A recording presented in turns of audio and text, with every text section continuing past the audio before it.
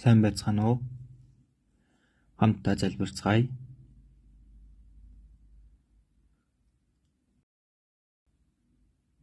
Ариун нэгүүлсэнгүй, инэрэнгүй бидний Бурхан Аава. Алдаа зөрчил гимнүгэл дундаа амьдарч байсан биднийг аварч өгөн Бурханы ариун хүүхдүүд болгон бидний хүн нэг бүрийг бий болсон сүм чуулгандаа байлгаж түүн дотор Бурханд үйлчлэн үгнээс суралцсан дуулууртайгаар амьдрах ерөөлийг өгсөн нэгүсэлд тань чин сэтгэлээсээ талархаж байна. Өнөөдөр эзний тусаар аврагдсан итгэгч нар нэг газарт цуглан эзний үгээр дамжуулан ариун нөхөрлөл хуваалцах боломжийг өгсөнд талархаж байна. Энэ цагаараа дамжуулан Бурханы сайн тааламжид төгс төгөлдөр таалал юу болохыг сургаж бидний амьдралыг дуулуурын замаар явхад минь үгээрээ хүч чадал, эр зоригийг өгөөрэй гэж гуйж байна. Бидний дундах өвчтөе нэгнийг эдгэн өгч янз бүрийн зовлон бэрхшээл, зорилт дунд байгаа хүмүүсийг эзэн та нэг бүрчлэн мэдэх учраас ямар ч нөхцөлд байсан хүчийг өгч алдаа гаргалгүй эзэнд илүү найдаж цаашдаа ариун хотыг чиглээд урагшлахад туслаарай хэмээн чин сэтгэлээс гуйж байна.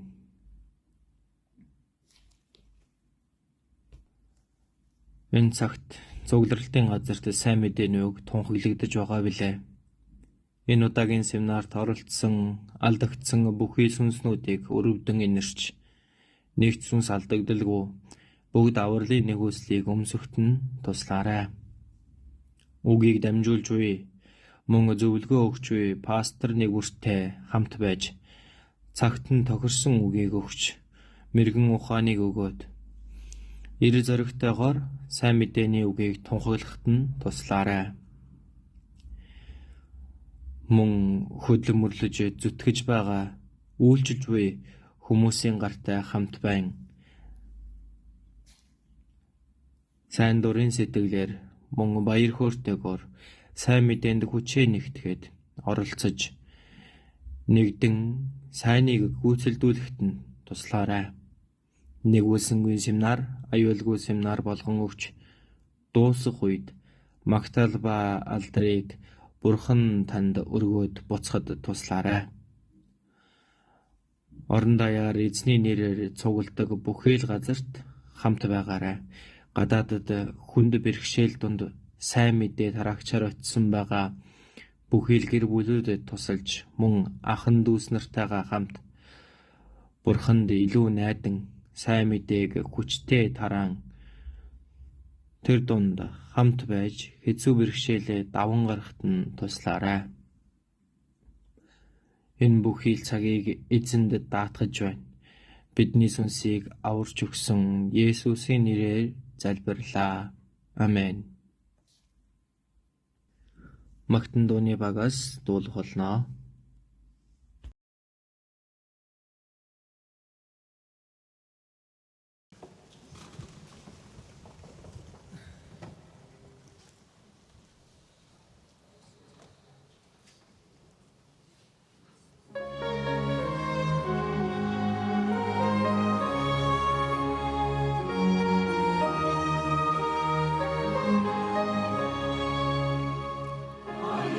Time so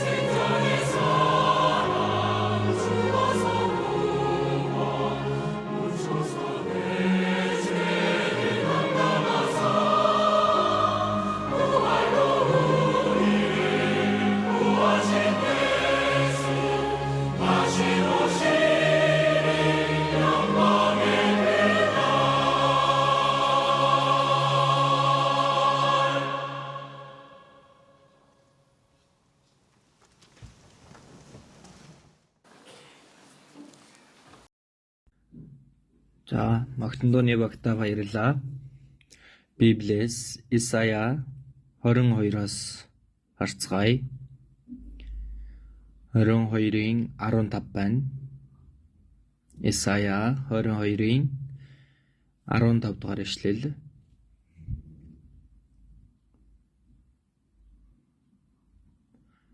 Араваас 25 хүртэл би уншия. Түг түмдийн бурхан эзэн ийхүү айлдав.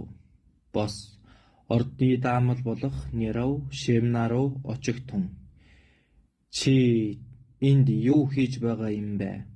Энд өөртөө булш завчиж, өндөрлөг дээр өөртөө бунхан завчиж, хадан дотор өөртөө зориулан амрах газар сийлэх ирэх чамд хэн өгсөн бэ? Үзэгтун хүн чамайг эзэн хол чулуудах гэж байна. Тэр чамайг чанга базна, чамайг бөмбөг шиг чанга эргүүлэн өргөн уудам газар руу шиднэ. Тэнд чи үхэн. Тэнд чиний тансаг тэрэг үлдэж, чи эзнийхээ гэрийн ичхүүр болно. Би чамайг албанаас чинь буулгана. Чамайг байр сууриас чинь доош татна. Тэр өдөр би Хилкиягийн хүү зарц Илиакимаа дуудана. Би түүнийг чиний дээлээр хувцлаж, чиний бүсээр бүслэн, чиний эрх мэдлийг түүний гарт хариуцуулна. Тэрээр Иерусалимийн оршин суугчид Юдагийн гэрийн эцэг болно. Би мөрөн дээр нь Давидын гэрийн түлхүүрийг тавина.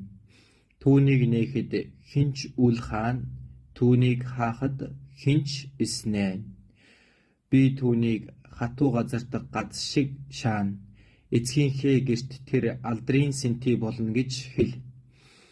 Эцгийнх нь бүх алдар хүнд түүн дээр өгөгдөн. Үр хойч буюу аягнаас ваар сав хүртлэх жижиг савнж бүгдээрээ түүний дээр өлгөөгдөн. Түг түмдийн эзний тунхагласан ёсоор хатуу газарт хатсан гацыг зайлуулах өдөр ирнэ. Тэр хугарч унахад дээр нь үлгөгдсөн ачаач тасарна гэж эзэн айлдсан билээ. За энэ хүртэл байна.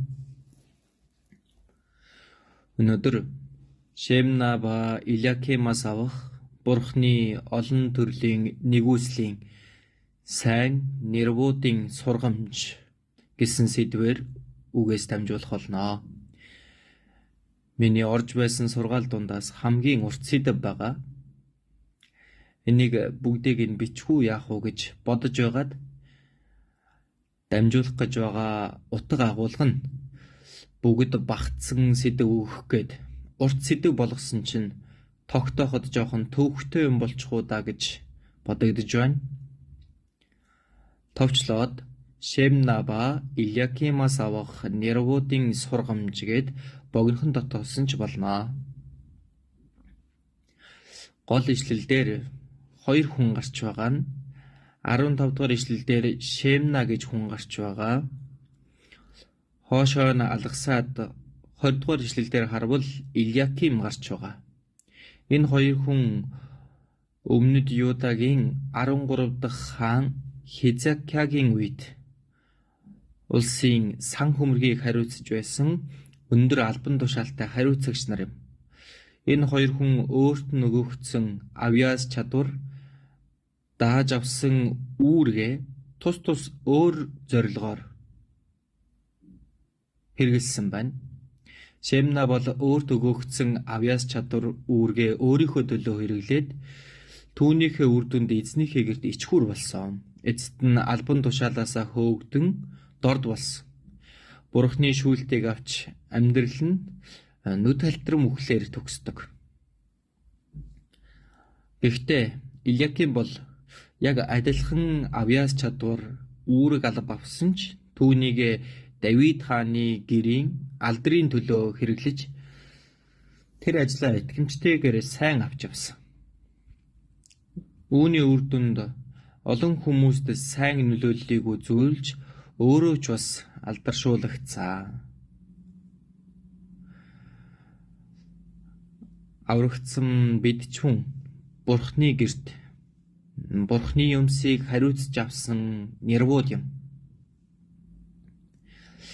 Энийг хавчуургаараа тогтоогоод 1-р Петр 4-ийн 10-ыг хайцгаая. 1-р Петр 4-ийн 10 байна.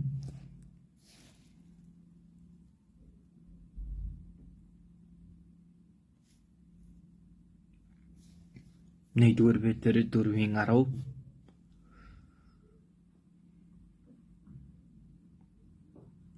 Хамт уншицгаая. Хүн бүр хүлээн авсан бэлгээрээ бие биедээ Бурхны олон төрлийн нэгүслийн сайн нэрвүүд шиг үйлчил. Хүн бүр хүлээн авсан бэлгээрээ. Хүлээн авсан.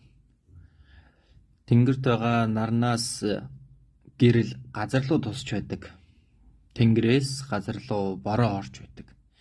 Яг үүнтэй адил бидэнд байгаа бүх зүйл үнэндээ дээр оршиж Бурханаас өгөгдсөн зүйл бөгөөд бид хүлээн авсан байх нэ. Бидэнд байгаа зүйлсээс Бурханаас аваагүй зүйл гэж ганц ч байхгүй. Тиймээс 1-р Коринт 4-ийн 7 дээр чамд байгаа бүхнийг чи хүлээж аваагүй гэж юу? Үнэхээр хүлээж авсан юм бол аваагүй юм шиг чи юунд сайрхан вэ гэж хэлсэн. Бидэнд байгаа бүхий л зүйл Бурханаас хүлээн авсан зүйл юм. Надад байгаа итгэлч Бурханаас хүлээн авсан. Би деважинд очих зөвхт байдалч Бурханаас хүлээн авсан зүйл. Мөн Бурханы ам, мөнхийн аминч бид нар Бурханаас хүлээн авсан зүйл юм аа. Бас энэ бие сэтгэлч Бурханаас хүлээн авсан зүйл. Энэ бие маань эрүүл сарвал байна гэвэл энэ эрүүл мэндийг ч Бурханаас хүлээн авсан. Надад байгаа бүхий цаг хугацаа Бурханаас хүлээн авсан зүйл. Надад эд хөрөнгө байгаа бол тэр эд хөрөнгө ч Бурханаас л хүлээн авсан зүйл юм. Мөн чуулган дотор миний авсан үүрэг алавч Бурханаас хүлээн авсан хэрэг. Надад байгаа бүхий л зүйлийг бүгдийг нь Бурханаас авсан гэдэг нь эргэлзээгүй. Миний гэр бүлч Бурханаас хүлээн авсан, надад байгаа үр хүүхэд ч Бурханаас өгсөн үр хүүхэд юм. Ийм утгаар Бурханы олон төрлийн нэгүслийн нэрвүүд ингэж хэлэх боломжтой. Аврагдсан бүхий л хүмүүс Бурханаас бүгд хүлээн авсан учраас Бурханы олон төрлийн нэгүслийн нэрвүүд юм аа. Гэхдээ яагаад сайн нэрвүүд гэж хэлсэн бэ гэхээр аврагдсан хүмүүс бол нэрв мөн. Гэхдээ түүнийг сайн хэрэглээд эзний алдрын төлөө хэрэглэх үе гэж байдаг. Гэтэл өөрийнхөө төлөө хүртэл хэрэглэх үе байна. Өөрийнхөө төлөө хэрэгжилж байна гэвэл энэ нэрв нэг хорон муу нэрв бахна. Түүнийг эзнийхээ алдрын төлөө хэрэгжилж байвал сайн нэрв байх болно. Тиймээс Бурханы олон төрлийн нэгүслийн хорон муу нэрв биш, сайн нэрв адил бие биедээ үйлчил гэж хэлсэн байгаа. 1-р Петр 4-ийн 10 дугаар ишлэлээр Шемна ба Илиакимыг тусгаж харах юм бол Шемна нь хорон муу нэрв байгаа юм. Илиаким бол сайн нэрв.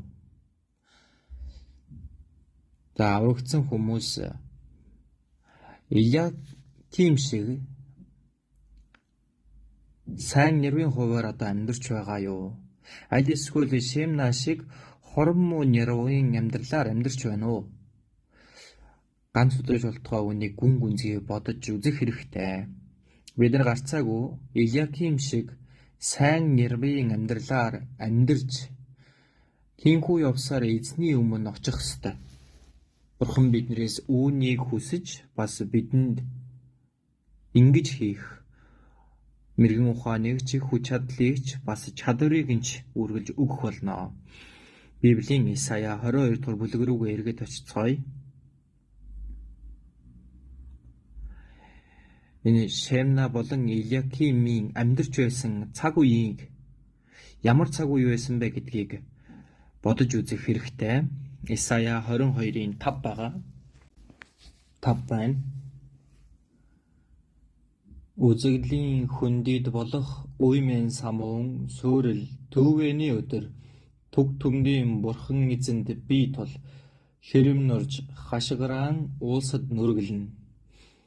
Тэрэгнүүд ба мөртнүүдийн хамт ялаам саадагаа авч кир бамбайга ил гаргав. Шилмэл хүндийнүүд чинь тэргээр дүүрч мөртнүүд үүд хаалган дээр жагсжээ. Тэр Юдагийн халхавчийг зайлуулсан.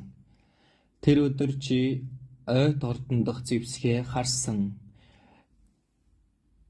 Давидын хотын цөмөрхий тоймгүй байгааг харж та нар доод цөөрмийн усыг хураажээ. Та нар бас Иерусалимийн байшинг тоолж хэрмийг бэхлэхийн тулд байшингуудыг нураажээ.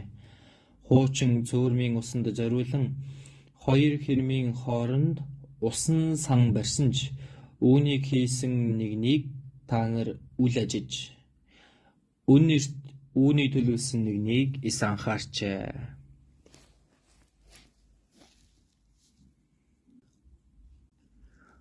Бурхан өмнөд Юда завхарлын замаар явсных нь улмаас эргэн тойрных нь олон дайснуудыг босгоод тэгээд өмнөд Юда руу довтлон өмнөд Юдагийн хотуудыг нь бүгдийг нь эзлэн аваад одоо болохоор Иерусалимыг бүслээд ийм нөхцөл байдалтай орчихсон байгаа. Хөндийн тэргээр дүүр ингэсэн морьтнууд нь хотын хаалган дээр жагсаж байгаа гэж хэлж байгаа. Израилийн ард түмэн энэ хугацаанд нүд нь хаагдчихсан. Дайн болоод байхад хүртэл энэ зүйлийг гүн гүнзгий бодож үзээгүй байгаа.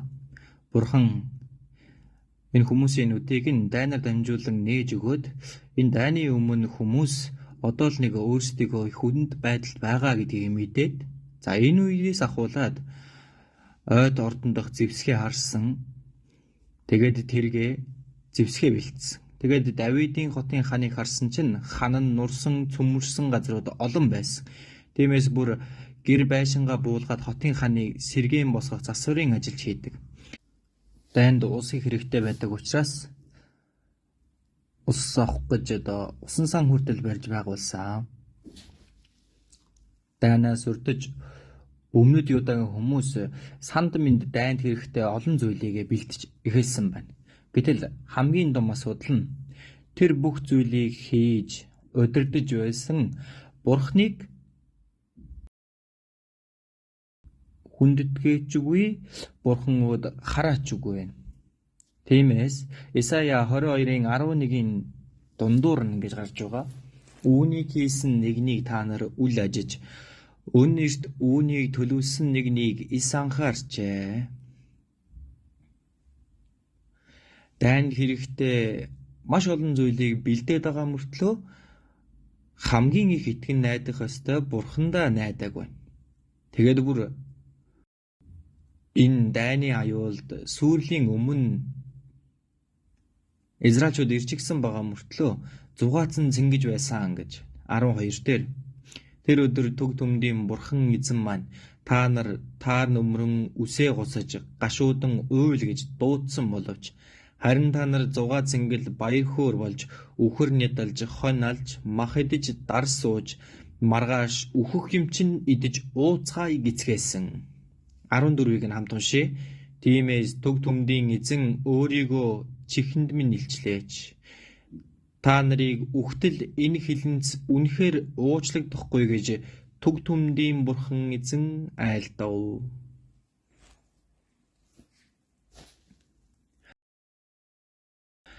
Улс орных нь хувь заяа хутганы ирэн дээр байгаа юм шиг ийм хэцүү цаг үе болсон. Тиймээс Бурхан Израилийн ард түмэнд тушаасан байгаа. Гимшиж эргэцгээе гэд. Гэтэл Израилийн ард түмнүүд гимших ёстой байсан тэр үедээ яг бодитоор Бурхан өөрсдийнх нь амьдралыг сэргэж харахгүй байна. Үхэр нядалж, хонь алж, мах идэж, дар сууж бүр эсэргээрээ зугаатан цэнгэцгээж байсан байгаа. Маргааш үхэх юм чинь идэж ууцгаая. Угаасаа хүн ганц удаа үхнэ. За мөн одоо дайны өмнө Юдагийн бүхий л хотууд эзлэгдээд Иерусалим бүслэгдчихсэн байгаа юм. Иерусалим үүнийг нь эсэргүүцэх ямарч хүч чадал байхгүй юм чинь. Угаасаа л үхэх юм чинь.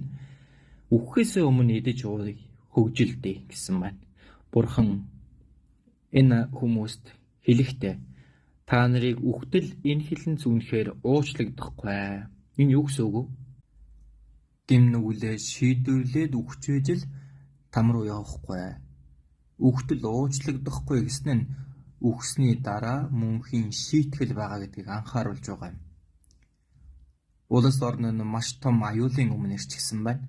Мөн тэр аюулын өмнө байгаа мөртлөө Израилийн ард түмэн өөрийн ухаантай байж чадахгүй. Бүр эсэргээр үхэх юм чинь идэж ууцгаая, хөгжилдөцгөөе гэсэн ийм амьдралын хэв маягтайгаар амьдарч байсан. Энэ цаг үед тэр улсын хамгийн аюултай нөхцөлд чухал хариуцлагыг хүлээж авсан хоёр хүн бол Шемна болон Илиаким бахан. Энэ Шемна, Илиаким хоёр улсынхаа аюултай энэ үед нь чухал хариуцлагыг үүссэн байна. Энийг бүгдээрээ тогтоогоод Исая 36-аас харъя. Исая 36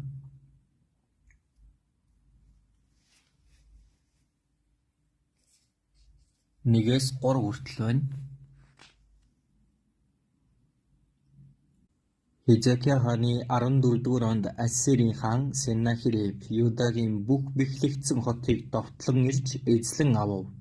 Ассирийн хаан Лахишаас Иерусалимд Хизкия хаан руу Рабшакийг их цэргийн хамт илгээв. Тэрээр угаагчийн талбайн зам дээр байдаг дээд цөөрмийн ус түгээгүүрийн хоолойн ойролцоо зогслоо. 3-ыг нь хамт уншийе. Тэгэхэд Хилкиагийн хүү өргөөний дамал Илиаким, хүү Шемна, Асафийн хүү хэрэг хөтлөгч Йоанар түүн дээр гарч очив. Энэ Илиаким болон Шемнагийн хоёр хүн бол Сеннахериб Рабшакигаар удирдуулсан 185 мянган их цэргийг Иерусалимыг бүслээд дайрах үед Хизкия хааны хилэлцээ хийхээр илгээсэн 3 элчийнх нь 2 хүн юм аа. Илиаким ба Шемна. За мөн Йоаб байна. Тэр энэ 3 хүнийг элч төлөөлөгчөөр явуулсан. Тэр дунд нь энэ 2 хүн багтсан байдаг. За 37-гийн 1-2 байна. 37 дугаар бүлгийн 1-2. Хизкия хаан үүнийг сонсмогц хувцсаа урж таар нөмрөн эзний өргөөнд оров. Тэрээр ордны даамал Илиаким, гүүж Шемнаг тахилч нарын ахмадуудын хамт таар нөмөргөн Амозын хүү иш үзүүлэгч Исаяд илгээв.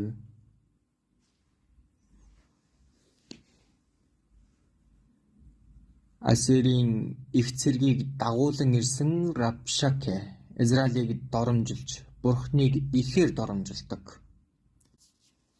Урд нь 34 дугаар бүлгийн 18-аас 20 дээр гарч байгаа агуулгыг харуул. Улс үндэстнүүдийн бурхтын дотроос Ассирийн хааны гараас газар нутгаа аварсан ямар нэгэн бурхан байна уу?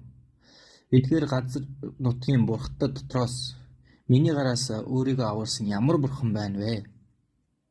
Эзэн хүртэл энэ Иерусалимыг аварж өгч хамгаалж чадахгүй бурхныг үл томсорсон, доромжилсан байна. Хизкия Бурхны ингэж нэр нь доромжлогдсон гутаагдж байгаа ийм цаг үед өөрийнхөө хувцсыг ураад за мөн тааран өмсгөл өмссөн. Ордны даамал Илиаким бас Шемна за мөн ахмадуудыг дуудаад тааран өмсгөл өмсгдөг.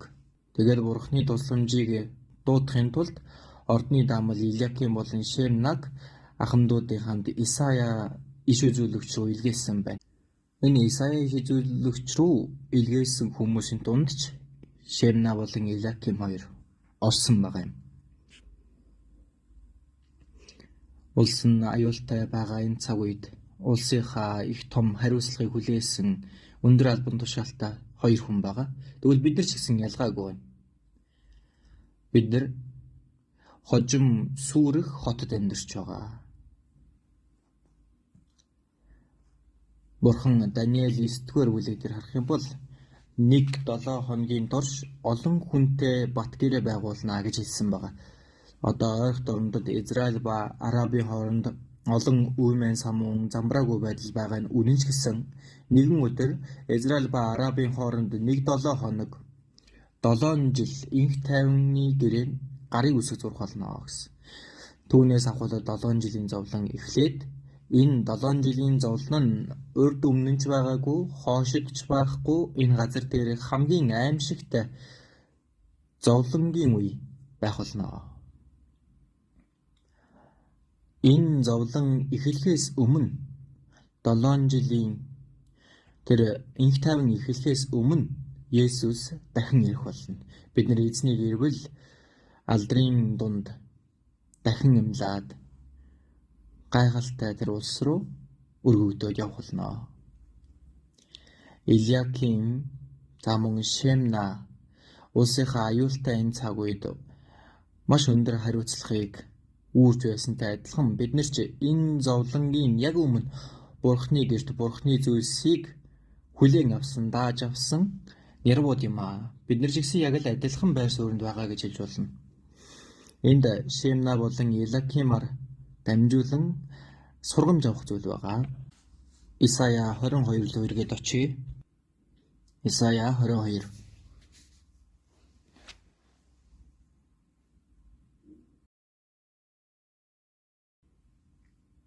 Исая 22-ийн 15 дугаар ишлэл байна. Хамт уншия. Төг төмдийн Бурхан эзэн ийхүү айлдав. Бас ордны даамал болох Неров Шемна руу очих тун. Энд Шемнагийн тухай Неров гэж хэлсэн. Бас ордны даамал Шемна гэж хэлж байгаа. Неров гэдэг нь улсын бүхий сан хөмргийг хариуцдаг хүн. Нэг ясандаа сангийн төлөөлөгч гэж хэлж болно. Мөн ордны даамал гэдэг нь ордны төлөөлөгч, хааны ордны бүх зүйлийг хариуцдаг хүн юм аа. Тиймээс сангийн төлөөлөгч ба ордны төлөөлөгчийн үргийг дааж авсан хамгийн өндөр эрх мэдэлтэй гэсэн үг. Орчин үеийнхээр хэлбэл ерөнхий сайдтай адилхан байр суурь юм аа. Ерөнхий сайд ба ерөнхийлөгчийн тамгын газрын даргын алба үнийг хавсарган гүйцэтгэж байгаа гэж хэлж болно. Шемна энэ байр суурь хүртэл дэвшсэн байгаа. Энэ байр суурь руу дэвшсэн байгаа гэдэг нь нэг талаар харуул санамсаргүй бол биш ээ. Тийм зүйл ерөөсөө биш бахна. Шемна ийм өндөр байр суурьнд байна гэдэг нь түүнд бусад хүмүүстэй харьцуулах юм бол хамаагүй илүү гоцгойд чадвар байгаа гэдгийг харуулж байгаа юм. Санамсаргүйгээр болсон зүйл ерөөсөө биш ээ. За мөн Ассирийн их цэрэг хурж ирээд дайран орж ирсэн. Хизкия хаан улсынхаа энэ аюултай цаг үед нь хилэлцээр хийх элч нарыг явуулахдаа тэр дунд бас энэ Шемна орсон байгаа юм. Тэгэхээр тэр чинээгээр их чадвартай, хүч чадалтай хүн гэдгийг нь бид нар бодох боломжтой байна. Түүнд үнэхээр онцгой чадвар байсан учраас сангийн төлөөлөгч, ордны төлөөлөгч ийм өндөр байр суурь бас ийм эрхэм үүрэг албыг олж авсан байна. 1953 онд Иерусалимд археологийн малтлах хийж байгаад одоогоос 70 жилийн өмнө нэг хөшөө дурсгалын зүйл гарч ирсэн. Манай нэг 700-аад оны Хизкия хааны үеийн хөшөө гарч ирсэн байгаа. Тэр хөшөөн дээр ийм зүйл бичээстэй байсан байгаа. Ордны дээр байгч ганц хүн Шибаниах уу? Ордны дээр байгч ганц хүн Шибаниах уу? Шибаниах уу гэдэг нь Шемна болон Йохова гэдэг хоёр үгийн Йохов гэдгийг нийлүүлсэн үг байна. Тэгэхээр Шемна ямар том байр суурьнд байсан бэ гэдгийг биднэрт бодогдуулж байгаа юм. Энэ Шемна өөртөө өгөгдсөн энэ авьяас бас энэ байр сууриа сайн хэрэглээд Давидын эзнийхээ гэрт алдрыг өргөх ёстой байсан. Тэгээд мөн Израилийг удирдах байгаа Бурханд алдрыг өргөх ёстой. Гэтэл Шемна тэгж чадаагүй. Авьяас чадвар болон байр сууриа зөвхөн өөрийнхөө төлөөлөх хэрэгэлсэн байна. 16 дугаар ишлэгийг харъя. 16 Хамт уншия. Чи энд юу хийж байгаа юм бэ? Энд өөртөө булш завчиж, өндөрлөг дээр өөртөө бунхан завчиж, хадан дотор өөртөө зориулан амрах газар сийлэх эрх чамд хэн өгсөн бэ?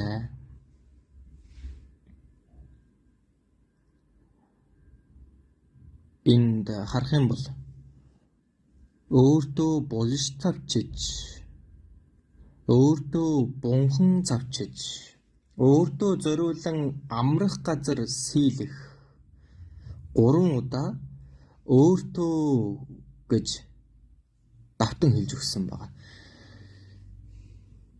Тэр магадгүй том хад ухаад өөрийнхөө булшийг хийж байсан юм шиг байна. Чи энд юу хийж байгаа юм бэ? Энд өөртөө булш завчиж, энд давтан гарч байгаа үстэй. Энэ үгийг харвал энд гэж хэлээд байгаа газар нь хаадыг оршуулдаг хаадын бунхан гэж харагдаж байгаа. Хаадын булшинд өөрийнхөө төлөө өөрийнхөө эрх мэдлээ ашиглан өөрийнхөө булшийг тэнд бэлдэж байгаа юм. За тэр бол хааны удам биш боловч хааны орох ёстой тэр бунханд өөрийнхөө булшийг бэлдсэн бардамнал бас сүржигнэл харагдаж байна. Үүгээр дамжуулан Шемнагийн буруу үйлдэл нь юу байсан бэ гэдгийг 2 зүйлийг харах боломжтой. Нэг нь Шемна бол өөрийнхөө байр сууриа бүр даваад явчих. Хоёрт нь улсынхаа их том хариуцлагыг хүлээсэн хариуцагч хүний хувьд өөрийнхөө хийх ёстой ажил болон бас хариуцлага нь юу вэ гэдгийг умарчсан хүн байгаа юм.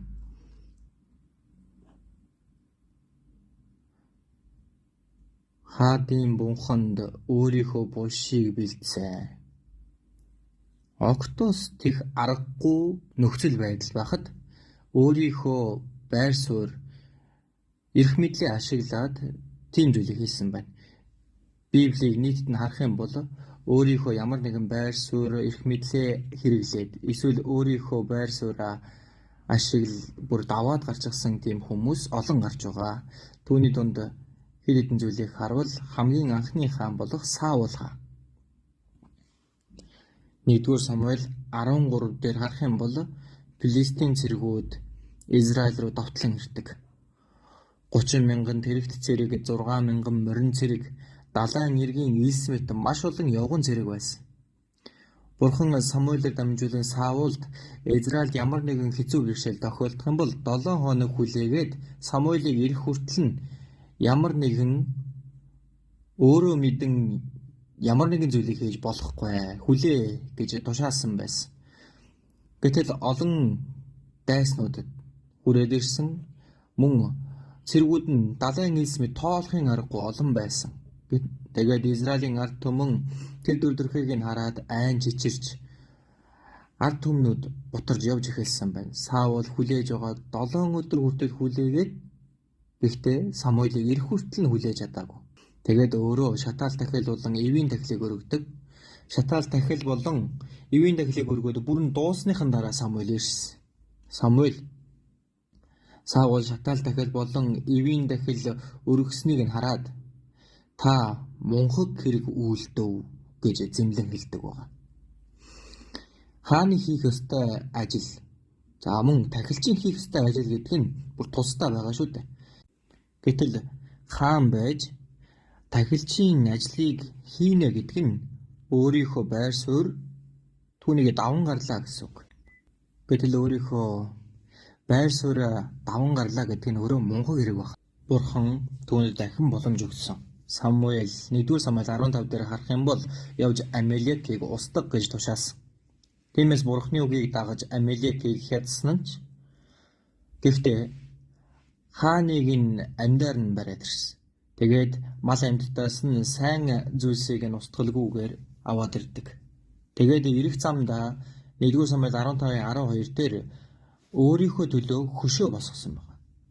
Дахиад өөрт нь өгөгдсөн сайхан боломж, үгэнд дуулууртай, эргэн сэргэх тийм сайхан нөхцөл байдал байхад Түүнийг эсрэгээр нь өөрийнхөө алдар нэрийн төлөө нэрээ өндөр дөрөхийн тулд хэрэгэлсэн байна. Эцэст нь тэр Бурхны өгсөн хааны байр сууриа булаалган дорд болдог.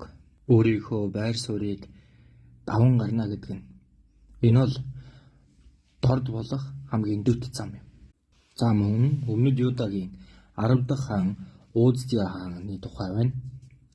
2 дугаар шастер 26 дээр Бурхан тэр Уззия хаанд онцгоогоор тусалж өгсөн. Тэгээд хүчрхэгждэг байна. Тэр хүчрхэгжсэн нь Египтийн хэл хязгаарт олон улс орнуудад хүртэл хүрсэн. Гэтэл энэ Уззия хаан хүчрхэгжингүүтээ зүрх сэтгэл нь бардан болоод ариун өргөн дотор ороод тахилчдын хийдэг зүйлийг хийх гэж оролдсон байна. Утлагын бопрыг гартаа барин Бурханд утлага өгүүлэхээр оролддог. Тахилч нар дундаас зоригт 80 хүн эсэргүүцэн зогсоод хаан ийм зүйл хийж болохгүй гэдэг. Гэтэл энэ өөрийг нь хааж байгаа 80 хүний урдаас Уззия хэдгэнэх үед духан дээр нь уйман өвчин гарч ирдэг. Уйман өвчин гарч ирсэн учраас түүнийг хөөн гаргадаг байна.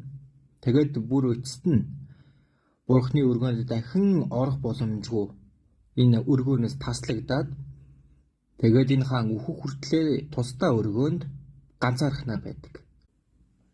Энэ Уззия хаан хааны хийх ажил тахилчин хийх ажил гэж тусдаа байдаг. Гэтэл өөрийнхөө байр сууриа даван гарсан байгаа. Зүрх сэтгэл нь бардан болсон учраас ийм үйлдэл гаргасан байгаа. Тооллого 16 дээр Корегийн алдаа гарч байгаа. Коре бол Левигийн удмын.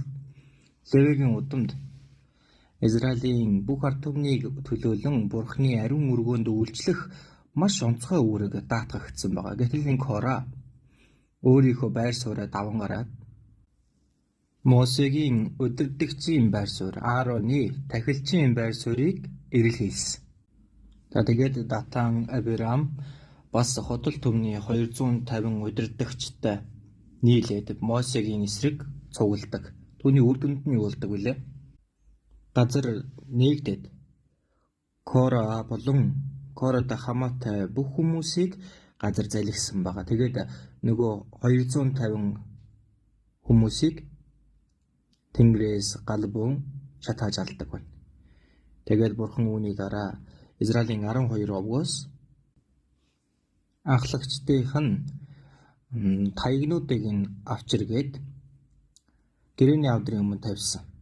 Гэтэл түүний маргааш нь Аароны таяг нь цэцэглээд жимс гаргасан байдаг. Яагаад тэгсэн болоо? Бурхны байр суурь дэс дарааллыг маш тодорхойгоор тогтоож өгч байгаа юм. 1-р Коринт 7-р бүлгээс харцгаая. 7-р бүлэг 24-р ишлэл.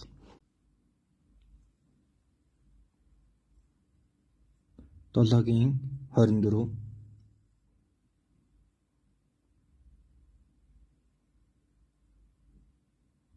7-гийн 24-ийг хамт уншъя. Ах トゥ нараа ямар байхтай дуудагдсан түүн дотроо Бурхантай хамт үлдээ. Энэ 1-р Коринт 7-гийн агуулгыг нь харвал хоёр хүн хурмаа хийгээд нэг нь аврагдсан, нөгөөх нь аврагдаагүй байх үед янз бүрийн зовлон тохиолдсон тийм ээ. Гэхдээ эхнэрээ чи нөхрөө аврах эсхийг яаж мэднэ вэ? Нөхрөө чи эхнэрээ аврах эсхийг яаж мэднэ вэ? Байр суурь сахаа гэсэн байгаа. Тэгэхээр юудэ хүн аврагдсан ч бай, харь үндэст аврагдсан ч бай, өөрөөсдийн үндэстний байр суурь сахаа. Харь үндэстэн аврагдсан байхад заавал юудэчүүд шиг холбох шаардлагагүй гэж байгаа. Боолын хувьд аврагдсан ч бай, чөлөөт байж байгаад аврагдсан ч бай, хамаагүй. Боол байж байгаад аврагдсан байвал тухайн үедээ итгэлийн амьдрал хэцүү байх бах. Хэрвээ чөлөөлөлийг хүсэж байгаа бол чөлөөлөгдсөн дээрээ гэж хэлдэг. Харин боолын хувьд итгэлээр амьдрын гэдэг нь хэцүү гэж байгаа. Ямар ч нөхцөл байдалд байсан бай хамгийн чухал зүйл бол Бурхантай хамтдаа байх. Бурхантай хамтдаа байж байгаа бол тэр бол зохистой юм. Би сурагч ч бай, Эсвэл нэгэн гэрийн эзэгтэй ч бай. Эсвэл нэг айлын эр нөхрөөр байдаг ч бай. Эсвэл ажил дээр ямар нэгэн ажил дээр би аврагдаад Бурхны хүсэл энд байна гэж ивэл тэр байр сууриа сахина гэдэг их чухал юм аа. Тэр байр сууриа сахиад Бурхантай хамтдаа байна гэдэг нь чухал байгаа юм. Бид нэр бодох зүйл маань аврагдсан бол чуулган дотор байх ёстой. Иохан 15 дээр харах юм бол мөчөр усан үзмийн модондоо холбоотой байх ёстой гэж маш тодорхой хэлсэн. Аврагдсан хүний байр суурь нь чуулган дотор мөчрийн хувьд усан үзмийн модондоо холбоотой байх ёстой. Нэг биеийн эрэгтний хувьд бие усан чуулгандаа байх ёстой. Тэгээд толгой усан эзэндээ захирагддаг байна. Энэ бол миний байх ёстой байр суурь. Тиймээс Иохан 15-ын 3 дээр миний та нарт хэлсэн үгээр та нар хэдийн цэвэр болжээ. Миний дотор оршигтун бийж та нарын дотор оршино. Усан үзмийн модонд холбогдохгүй бол мөчр өөрөөсөө жимс сургуулж чадахгүй адил та нар миний дотор оршихгүй бол тийм байх болно. Мөчр усан үзмийн модонд холбоотой байх ёстой. Бид нар мөчрийн хувьд усан үзм болох чуулгандаа холбоотой байх хэрэгтэй. Би бол усан үзмийн мод, та нар мөчрүүд. Хэн миний дотор оршиж, би мөн түүний дотор оршин, тэр их жимс гаргана. Учир нь надаас ангид та нар юу ч хийж чадахгүй.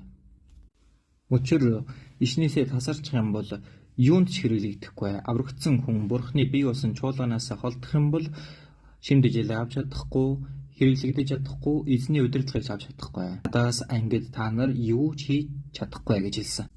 Энэ чуулган дотор хамгийн түрүүнд бол миний байх ёстой байр суурь юм. Тэгээд чуулган дотор хүлээн авсан бэлэг авьяас үүрэг алба байгаа бол түүнээсээ хэтрүүлээд явж болохгүй. Библийн 2 дугаар Коринт 10 байна. 2 дугаар Коринт 10 10-ын 13. 10 дугаар бүлгийн 13.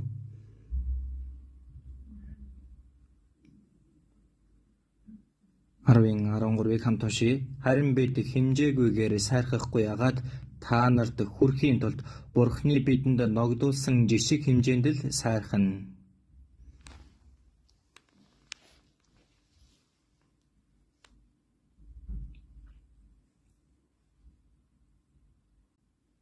За Ингэлж Паул Коринт чуулган загтал бичгтээ бид хэмжээгүйгээр сайрхахгүй.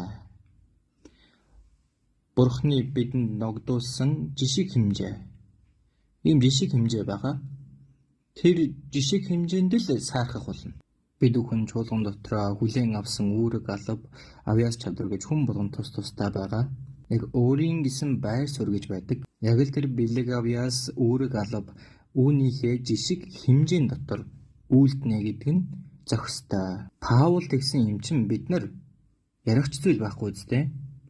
За өнөөдөр үгийнхээ өмнө уншсан Ром 12-ын 3 дээр харах юм бол надад бас хоёр хөгцөн нэгүслэр би та нарын хүн нэг үрд чинь хэлий. Өөрийнхөө талаар бодох ёстойгоосоо илүүгээр бүү бод. Харин Бурхны хүн бүрд оноосон итгэлийн хэмжээний дагуу эрүүл ухаанаар бод. Тэгэхээр зохистойгоор бодох ёстой түүгээс илүүгээр бодож давж болохгүй. Энэ бол бардамнал. Байр суурь, бэлэг авьяас, ур чадвараа давах. Бурхан чуулган дотор байр суурийг өгөхдөө юуг хамгийн чухалсан хардаг вэ гэхээр итгэлийн хэмжээ. Итгэлийн хэмжээ хэр вэ? Түүнийхэн дагуу үүрэг албыг өгдөг, бэлэг авьяасыг өгдөг. Түүнээс илүүгээр гарч явах юм бол энэ бардамнал. За тэгвэл би юу ч хийхгүй байхад болох байх гэж зарим хүмүүс тэгдэг. Гэтэл хийхгүй байвал энэ бол дуулуургүй байгаа хэрэг болно. Өөрт нь өгөгдсөн байгаа байр суурь, бэлэг авьяас, үүрэг алба гэж хүн болгоно байгаа. Тэр маань хаана бэ гэдгийг сайн бодоод түн дотроо хийх хэрэгтэй. Түүнээсээ давчих юм бол бардамнал болно. Хэр хэмжээнд хийх ёстой. Хэрвээ хийхгүй байх юм бол тэр нь үгэнд дуулуургүй байгаа хэрэг. Тэмээл шимнагаар дамжуулан авах сургамж нь өөрийнхөө байр суурь, өөрийнхөө хэм хэмжээг даван гарч болохгүй. Хоёрт нь ийм чухал байгаа улсынхаа аюултай байгаа цаг үед маш чухал үүрэг албыг даатгаж авсан, маш чухал ажлыг үүрсэн байгаа. Тэгвэл өөрийнх нь хийх ёстой ажил юу вэ гэдгийг мэдээд түүнийхээ хариуцлагыг бүгдийг нь хийх ёстой. Гэтэл энэ Шимна өөрийнхөө үүрэг албыг умартсан байна. Бид ч бас тэгэх боломжтой гэж би бас бодож байна. Тэр хийх ёстой зүйл нь гэвэл хамгийн дөрөнд улсынхаа сайн сайхныг хүсэх. Энэ улсынхаа сайн сайхны төлөө өөрт нь даатгагдсан энэ үүрэг албаа хэрэглэх ёстой. Мөн зэрэгцээд Израилийн ард түмний итгэлийг нь босгох ийм ажлыг ч хийх ёстой. Ийм чухал үүргийг хүлээн авсан хүн шүү дээ. Гэтэл түүний хамгийн түрүүний зорилго нь өөрийнхөө булшийг бэлдэх. Өөрийнхөө нэрийг өргөмжилж, өөрийнхөө махбодын амар тайвныг ирэн хайсан маш зохисгод үр төрөх юм аа.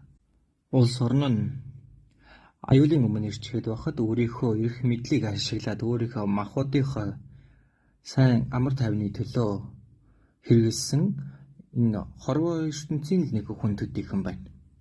Тэрээр үжиг шүүртэй бас ертөнцийн ийм хүн баг. Искариотын Юдас бас тэгсэн. Есүсийн 12 шавийн нэгээр нь сонгогдсон хүн. Тэгээд тэр Искариотын Юдас мөнгөний хүүдийг барьж, Искариотын Юдас өөрийнхөө энэ махбодынхоо төлөө Есүсийг л даган ашиг хонжооны төлөө дагаж явж байсан. Түүний дотор байсан тэр зооснаас мөнгөнөөс өөртөө хумсалдаг байсан баг. Энэ Искариотын Юдас өөрийнхөө байр суурь ямар том хариуцлага байгаа вэ гэдгийг ерөөсөө мэдэхгүй хүн байгаа юм. За ийм хүн байдаг бол Библиэлд бас харах юм бол өөрийнхөө ажлыг, өөрийнхөө хариуцлагыг маш сайн мэдэж итгэмжтэйгээр хийдэг хүмүүс олон бий. Хэд хэдэн хүнийг бодож үзэх юм бол хамгийн түрүүнд Йосеф байгаа. Йосеф бол үнэхээр итгэмжтэй хүн.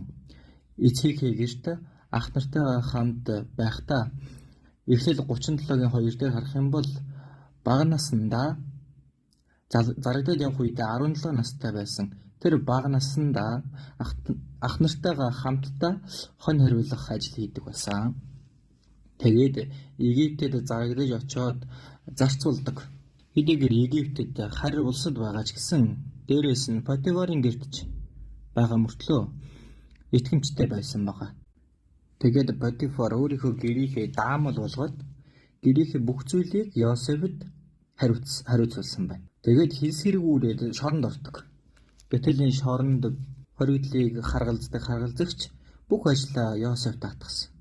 Тэгээд Йосеф даатгасан ажлаа иргэн шалгах шаардлагагүй тийм итгэмжтэй үйлдэлийг хийдэг байсан байна. Тэгээд дараа нь сайд болдог шүү дээ.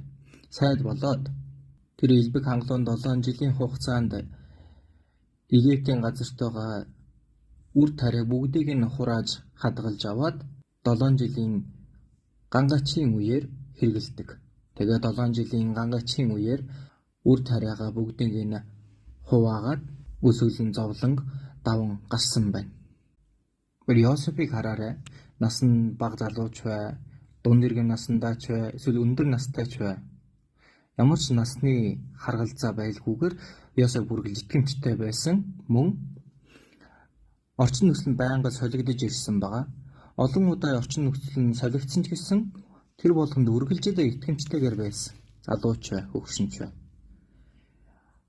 Орчин доор нь өөрчлөгдсөн ч үгүй ч бай. Өөрийнх нь байгаа газар Бурхан өөрийг нь тэнд байлгаж байгаа гэдэгт нь итгээд тэнд байгаа газартаа тэр байр сууриндаа итгэмжтэйгээр байсан. Зарим хүмүүс залуу наснда их итгэмжтэй байж байгаад насны яваад ихээр итгэмжтэй байхаа болчихдаг. Ямар нэгэн зүйл нь өөрчлөгдөж байгаа. Зарим хүн нь үүрэг албыг даатгад авсан үедээ итгэмжтэй байж байгаад болчингуудаа итгэмжтэй байхаа болдог. Ямар нэгэн зүйл нь өөрчлөгдөж байна. Чуулган дотор үүрэг албыг даатгаж аваагүй ч гэсэн Бурхны гэртээ би байгаа гэдэг нь хамгийн багадаа л Бурхны олон төрлийн нэгүслийн няруу учраас хийх ёстой. Ямар нэгэн хийх зүйл байгаа гэдэг нь бол гарцаагүй. Багадаа гэхэд миний хийх ёстой, нэрвийнхаа хувьд хийх ёстой зүйл гэж байгаа шүү дээ. Даниэл ямар байдаг вүлээ? Даниэл залуу наснда өөрийнхөө итгэлийг сахин гэж зүрхэндээ шийтсэн. Тэгээд Бабилоны хааны өмнө хааны улсын ажлыг явуулахад нь зөвлөлдөх үед Даниэл тэр өөрийнхөө ажлыг үнэхээр итгэмжтэйгээр хийж байсан байгаа. Үүний дараа Вавилон сүрээд оронд нь Перс гарч ирдэг. Персийн цаг үе түтэл Даниэл урдын хараад итгэмжтэй хэвээрээ байгаа үстэй.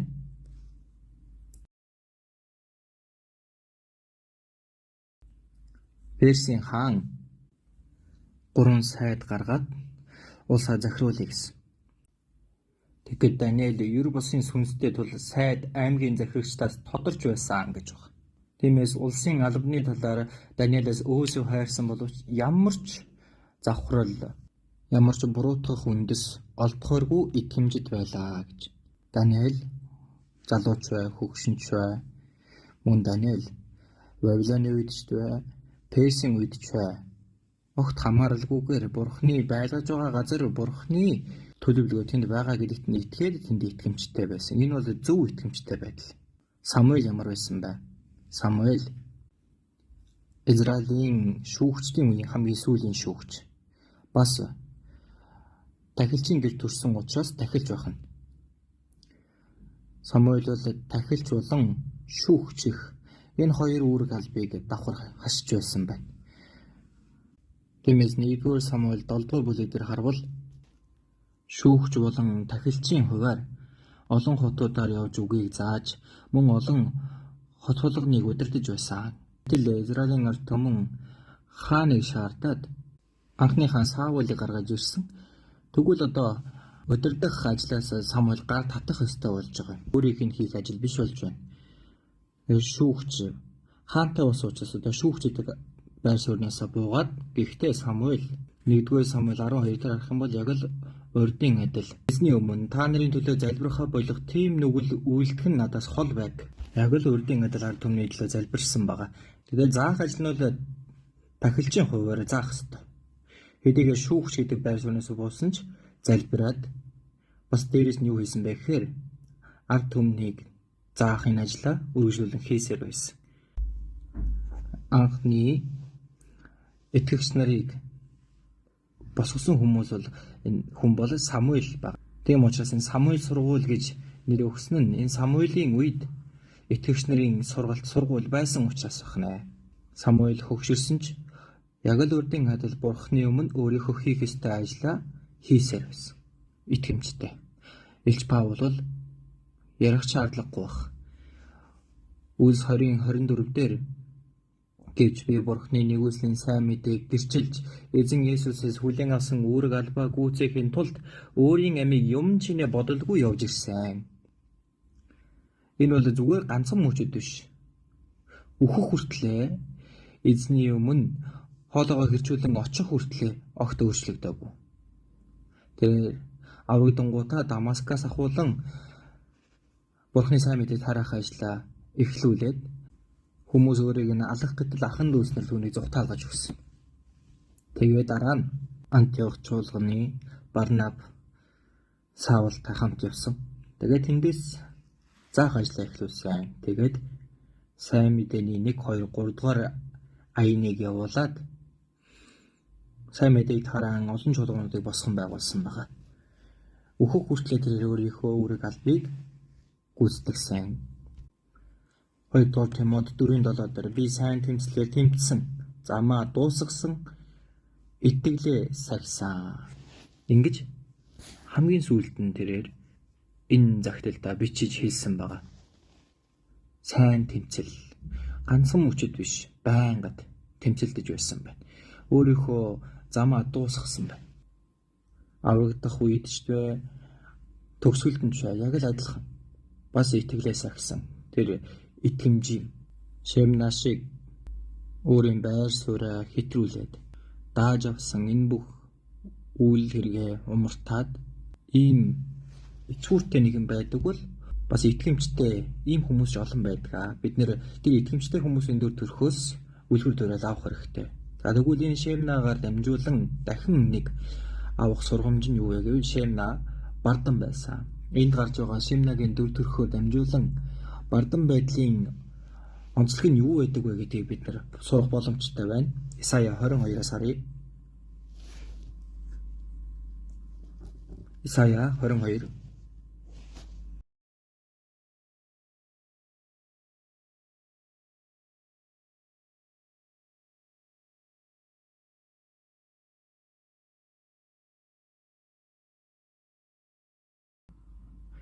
16 дугаар ишлэл.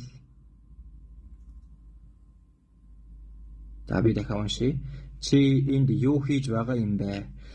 Энд өөртөө булш цавчиж, өндөрлөг дээр өөртөө бунхан завчиж, хадан дотор өөртөө зориулан амрах газар сийлэх эрх чамд хэн өгсөн бэ? Тэгэхээр бардам байдлын онцлог нь маш олон бий. Тэр олон зүйлийн хамгийн ихнийх нь бардам байдлын онцлог нь өөрөөсөө бусдыг мэдхэ байлдаг, өөртөө төвлөдөг. Энд дээр харвал өөрийнхөө төлөө, өөртөө зориулж, өөртөө. Тэгээ бардам байдлын онцлог нь өөрийгөө төвлөдөг, өөрөөсөө бусдыг мэдхэ байдаг.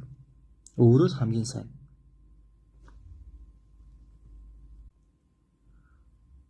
Бүхий л бардамлын ард талд сатан байгаа.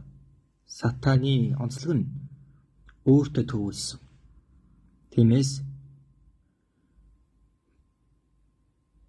бүхий л бардамлын онцлогийн хамгийн ихэнд нь өөрийгөө төвлөх. Исая 14-өөс бүгдээр харъя. Исая 14-ийн 12. 12-аас 15 хүртэл уншиж өгье. Ая үүрийн хүү Гэлбат Соломон. Англи дээр харах юм бол Люцифер гэж гарч байгаа. Сатаныг хэлж байгаа. Чи яаж тэнгэрээс унава? Үндэстнүүдийг дордуулагч чи хүсэр хаягдлаа. Учир нь чи зүрхэндээ би тэнгэрт гарна. Би Бурхны оддын дээр синтигээ босгоно. Би умардын хамгийн чандад чуулганы уулан дээр залрана. Би үлсийн орой дээр гарна. Би өөрийгөө хамгийн дээд нэг мэд болгоно гэсэн. Хамт үшээ. Гэвч чи өгөхсдийн орн руу хамгийн гүн нүхэнд хаягдлаа. За энд сатаны онцлогийг нь харах юм бол маш тодорхой хэлж өгсөн. Чи зүрхэндээ би тэнгэрт гарна. Би Бурхны оддын дээр синтигээ босгоно. Би умардын хамгийн чандад чуулганы уулан дээр залрана. Тэгэхээр би тэнгэрт гарна. Би синтигээ босгоно. Би умардын хамгийн чандад чуулганы уулан дээр залрана. Би бардам нэгний онцлог нь өөрийгөө төвлөдөг.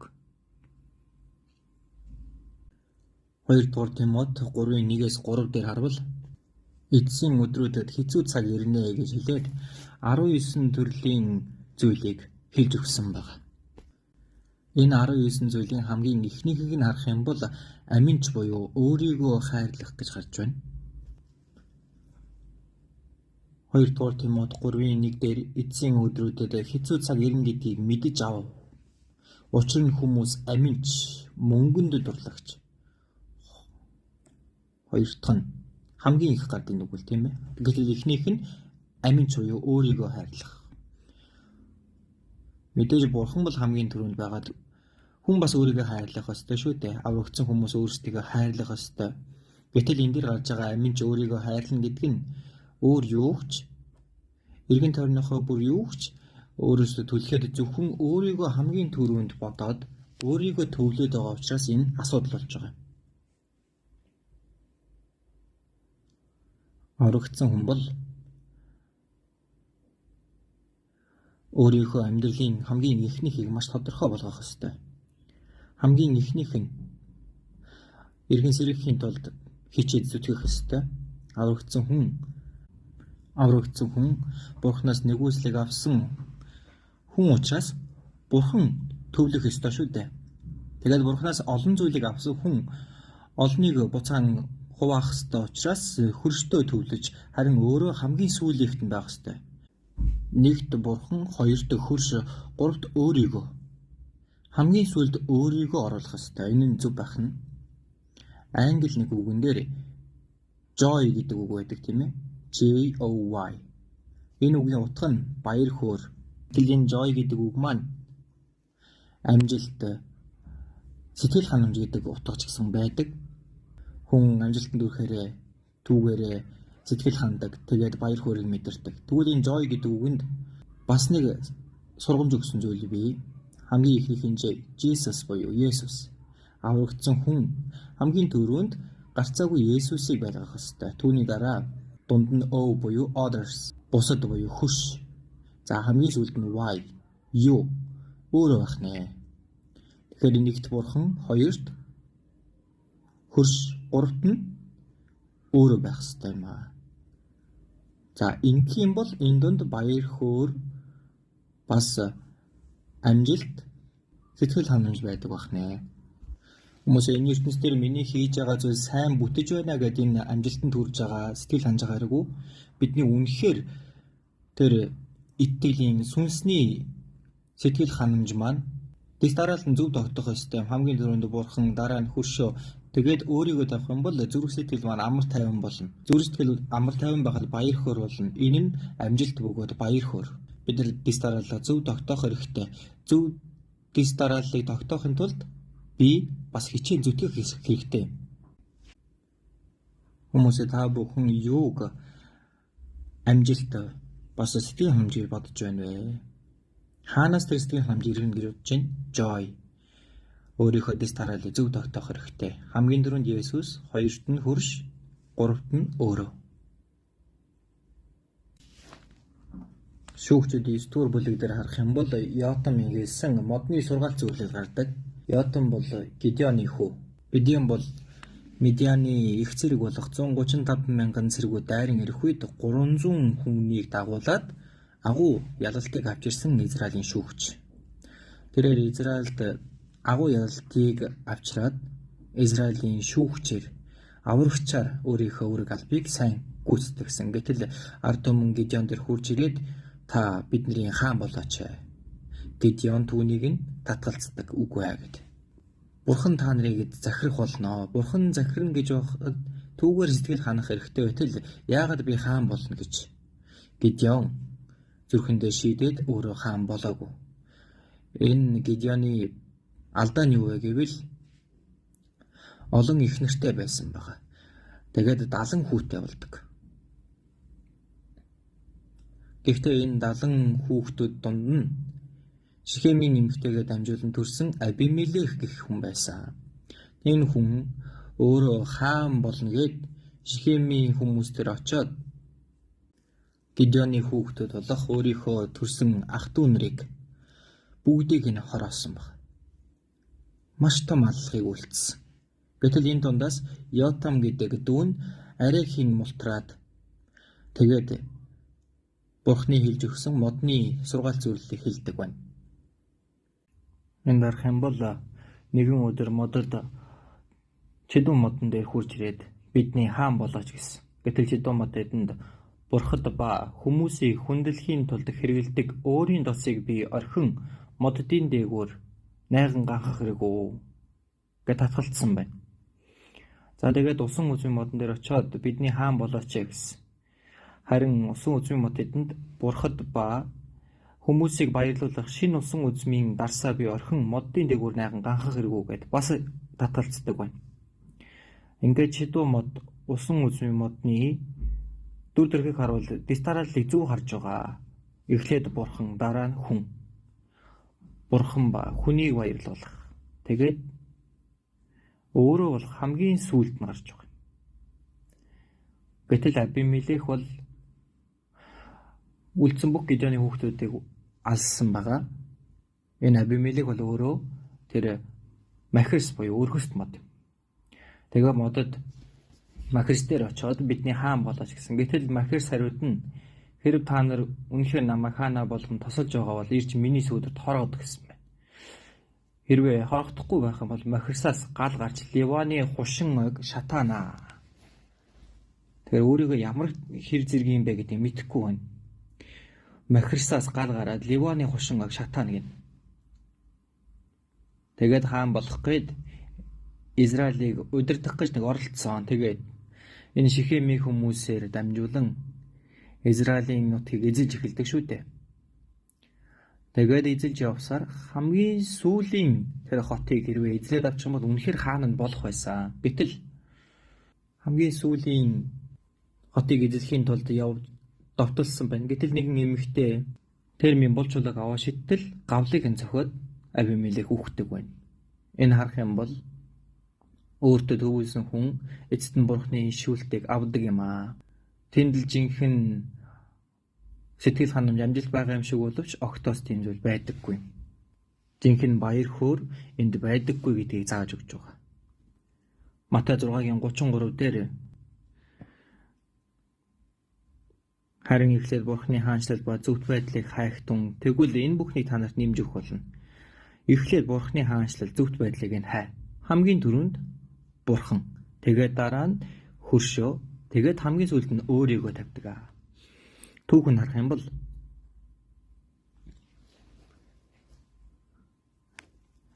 энэ их газрыг эзэлж байсан хүмүүсийн донд их алдартай Александр гэдэг хаан бий. 20 гаруй наснда хаан болоод агуу гүрнийг байгуулахын тулд өөрийнхөө түшмэттэй хамт дэлхийг эзэлсэн баг. Үнэхээр том газар нутгийг, их газрыг эзэлж авсан. Европ, Африкийн хойд хэсэг, тэгээд Азийг эзлэн авсан байдаг. За ингээд газар нутгийг эзлэн явахдаа одоо далай дээгүүр эзлэх боломжгүй шүү дээ. Тэгэхээр Александр ингэж хэлж байсан байгаа. Өөрийнхөө түшмдүүдтэй. Би одоо газрыг эзлэн авлаа. Гэтэл далай дээр тулаад ирчихсэн. Одоо цаашдаа эзлэн авах газаргүй болчлоо. Одоо би уйдаад байна. Яана. Тэгэхээр ерөөсөө л газар нутгаа тэлэх нь тэр хүний зорилго байна. Гэтэл түүний үхээсээ өмнө хэлж байсан 3 зүйл байдаг шүү дээ. Хамгийн ихэнд өөрийнх нь цогцыг зөөх үед, авсыг нь өргөх үед хамгийн сайн эмч нараар өргүүл зөөлгөөрэй гэсэн. За 2 дахь хүсэл нь өөрийнхөө бүх ид хөрөнгө алт эрдэнсийг өөрийнх нь тэр явах зам дагуу дэвсээрэй. За 3-т нь өөрийнх нь тэр цогцыг өргөн явах үед 2 гарыг нь гаргаад авсных нь гадагшаа гаргаад бүх хүмүүс харуулаарай гэсэн байна. Яагаад ингэсэн бэ гэхээр хамгийн сайн эмч хүртэл өөрийнх нь нүхлийг хааж чадаагүй гэдгийг харуулсан байна. Яагаад бүх ид хөрөнгөө дэвссэн бэ? Миний энэ олж авсан бүх ид хөрөнгө эцэстээ энэ дэлхий дээр л үлднэ. Тэгээд энэ их газар нутгийг эзлэн авсан ч гэсэн үхэхдээ би хов хоосон 2 гартаа явж байна гэдгийг харуулж байгаа. Тэгэхээр энэ ертөнцийн зүйлийг хүн өөрийн болгож хүснэ гэдэг нь эцэст нь хов хоосон гартаа буцгалнаа.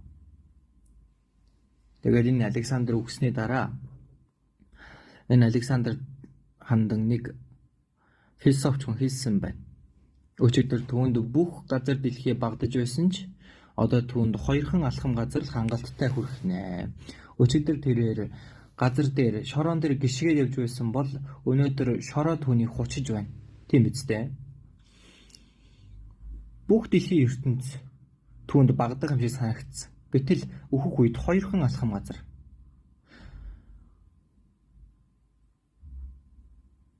Амьд байхдаа шороон дээгүүр алхаад явдаг ч гэсэн өөхөх юм бол шороондоо хучигдана. Тэгэхээр эндээс дараалал зөв тогтоох ёстой. Буруу амьдралын хэв маяг өөрийнхөө байр суурийг хэтрүүлсэн, өөрийнхөө тэр үүрэг албаа умартсан Шемнаг Бурхан яаж мэдсэн бэ? Исая 22-оос харцгаая. Исая 22-ийн 17-18 байна. Хамт уншия. Үзэгтэн хүн чамайг эзэн хол чулуудах гэж байна. Тэр чамайг чанга базна, чамайг бөмбөг шиг чанга эргүүлэн өргөн удам газар руу шиднэ. Тэнд чи үхэн, тэнд чиний тансаг тэрэг үлдэж чи эзнийхээ гэрийн ичхүүр болно. Энэ үг нь Бурхан Шемнаг шүүн гэсэн үг нэгэ. Тэрээр хаадын тэр булшинд нь орохыг хүссэн. Гэтэ үцэд нь өгч байгаа. Өгөхдөө үнэхээр гутамшигтай, үнэхээр одоо нүд халтрам эсрэг өөрийнх нь хүсч байснаас эсрэг үхлийг үдсэн байгаа. Энэ дээр Бурхан эзэн чамайг чанга базнаа гэсэн байна. За тэгээд энэ Шемнаг хол чулууднаа гэсэн байна. Хаашаа чулуудах вэ гэхээр өргөн удам газар руу. Хүн байхгүй тийм ээ.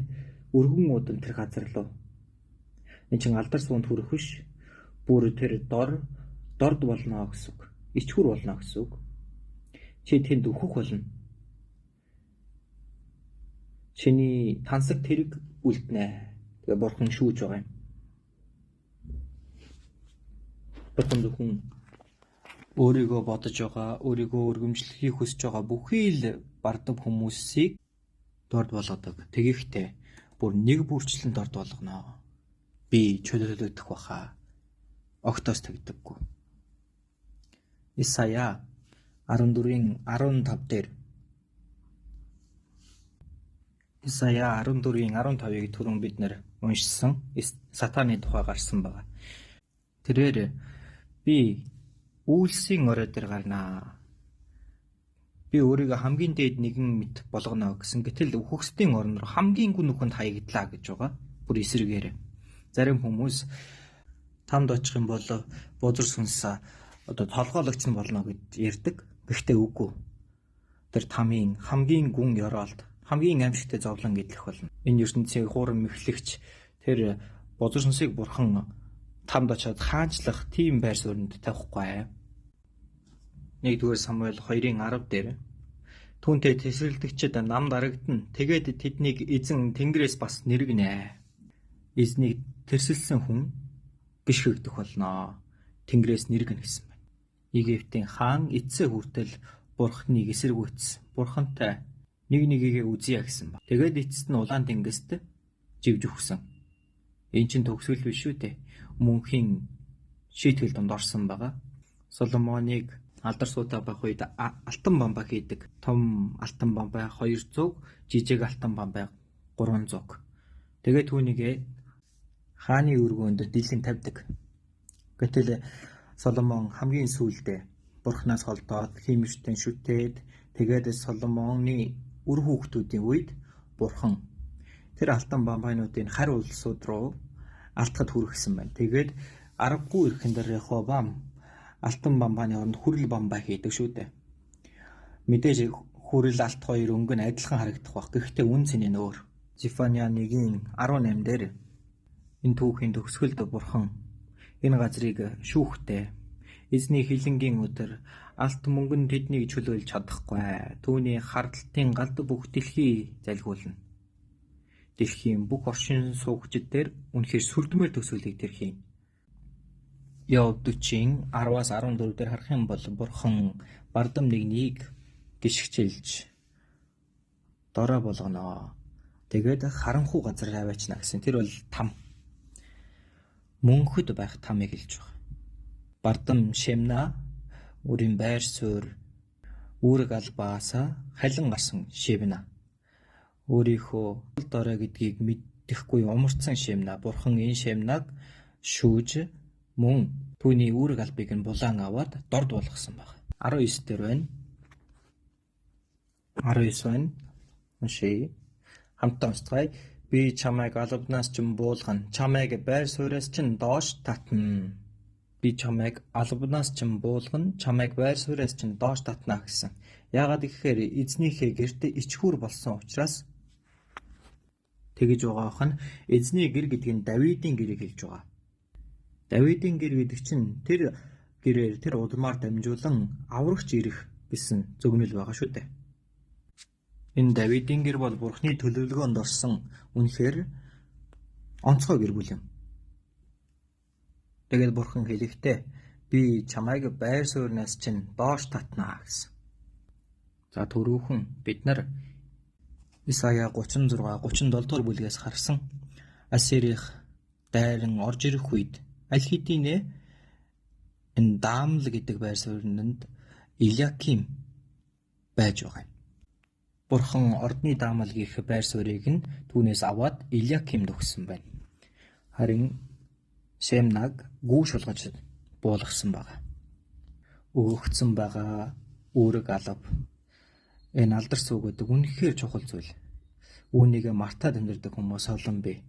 Яаковын 12 хүүхдийн дунд харах юм бол Рюбен бол Эхлэл 49:3-4 дээр харвал Рюбен чи бол ууган хүү. Тэгээд Рюбенийг миний хүч чадал сүр хүчний минь цог жавхлангийн өргөл ирч чадлын дээд гэж хэлсэн. Ус шиг бүргэлж байсан чи ирч чадлын дээд болж чадахгүй гэж байна. Гэхдээ Рюбен маш том алдаа гаргадаг. Ус шиг бүргэлж байсан учраас чи ирч чадлын дээд болж чадахгүй. Чи эцгийнхээ орон дээр гарч бузарлсан. Яаковын эхнэр Зилпатай Садаа Самоныг юм нүгэл хийж байгаа юм. Тэр сүр хүчээрээ тэр цог жавхлангаараа Бурхны төлөө амьдарсан бол ямар сайхан байх байсан болоо. Гэтэл тэр алдаанаас болж ууган хүүгийн эрх нь Йосеф рүү шилжсэн байна. Тэр өөрийнхөө үүрэг албаа булаалгасан. Тэгээд Есав бас ууган хүү болж төрсөн ч өөрийнхөө эрхийг алдсан. Яагад гэвэл өөрт нь байгаа энэ ууган хүүгийн эрх ямар суу алдартай зүйл вэ гэдгийг мэдээгүй. Тэр махуудын дагуу хүн байсан байгаа. Еврэ 12:16 дээр ууган хүүгийн эрхээ хоолоор арилцсан Есав шиг эсвэл Садар Самун эсвэл олиггүй хүн болчихгүй тул сэрэмжилсэн. Өөрийнхөө алдсан эрхээ олж авахын тулд нулимс урсхан гуйсан ч дахиж тэр эрхийг олж авч чадаагүй. Нэг өсөндө Бурхны нэгүсэлд орж чадаагүй гэсэн үг. Исав бол ууган хүү болж төрсөн ч ууган хүүгийн эрхээ олж авах боломжтой байсан ч эцэст нь бүх зүйлээ алдаа зогсохгүй мөнхийн шийтгэл рүү орсон байна. Ямар аюултай зүйл вэ? Скаратийн үдас ямар үлээ? Есүсийг зараад амиа хорлдог. Гэхдээ тэр өөрийгөө боомсон олсон тасраад газар унан гидсэн ярагддаг үхсэн гэж байна. Маш нүд хальтрам хэрцгий үхлээр үхсэн байна. Тэгэхээр үүрэг албаа алдахгүй тулд үргэлж хэрэглэгдэхийн тулд яах ёстой вэ гэхээр 1-р Коринтиос бүгдээ харъя. 1-р Коринтиосын 24.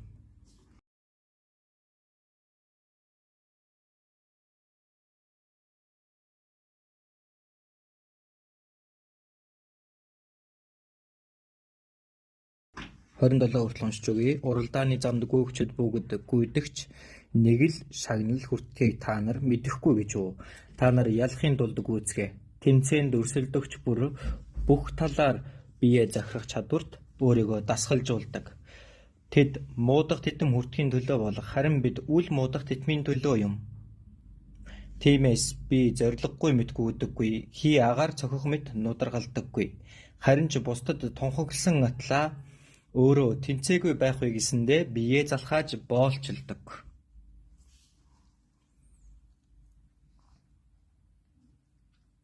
За энэ дээр Илч Паул өөрөө тэнцээгүй байх вэ гэсэндээ гэж хэлсэн нь аврагдаагүй гэж хэлсэн биш ээ. Аврал бол алга болохгүй шүү дээ. Харин дахиж хэрэглэгдэхгүй байх вэ? Түүнээс айсан байна. Тэгвэл үргэлж хэрэглэгдэж байхын тулд юу хийх ёстой вэ? Энэ дээр хариулт нь байгаа. Уралдааны замд гүйгч бүгд гүйдэгч нэг л шагнал хүртдэг та нар мэднэ. Одоо үед бол алт мөнгө хүрэл гээд 3 медаль өгдөг бол дээр үед нэг л хүнд өгдөг байсан юм шиг байна. Бурхны чуулган дотор Бурхны үүрэг албыг хүлээж авсан хүн бүхий л хүмүүст шагнал өгөгдөнө.